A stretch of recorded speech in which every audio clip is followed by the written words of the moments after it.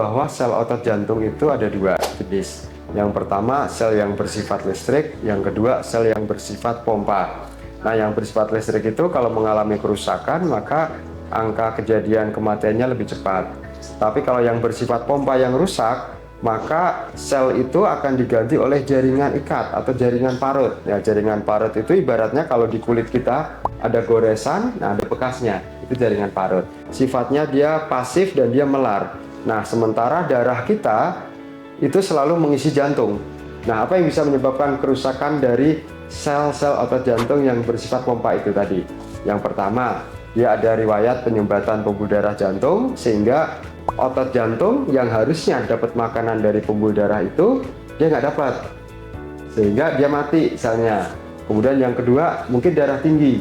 Nah, darah tinggi itu sama dengan ibaratnya adalah kita melihat seorang atlet binaraga. Semakin berat beban yang harus dia angkat atau dia latih, maka ototnya makin besar.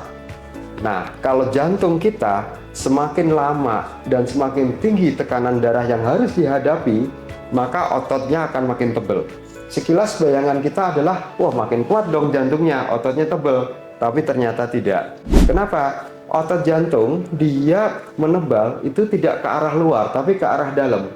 Otot yang menebal ini tentunya akan menghambat pengaliran darah. Kenapa? Di dalam otot jantung itu ada pembuluh darah yang ngasih makan ke dirinya, ke ototnya. Kalau dia makin tebal, maka dia akan menjepit. Nah, menjepit dari pembuluh darah yang ngasih makan ke dirinya. Akibatnya apa? Otot jantungnya meskipun tebal dia kurang makan. Sehingga kalau kurang makan matinya pun lebih cepat. Begitu matinya cepat, yang terjadi adalah dia diganti oleh jaringan ikat sehingga dia sifatnya akan melar.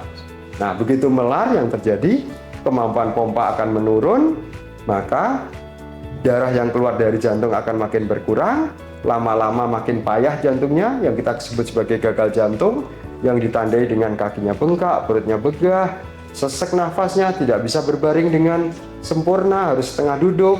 Nah, otomatis yang terjadi adalah darah masuk ke jantung berkurang, karena yang dikeluarin dari jantung berkurang, dia numpuk di dalam. Sehingga ngantri dari paru-paru untuk masuk ke jantung semakin berkurang. Ngantri di paru-paru, paru-parunya kebanjiran, terendam. Nah, itu yang bisa membawa dampak kematian.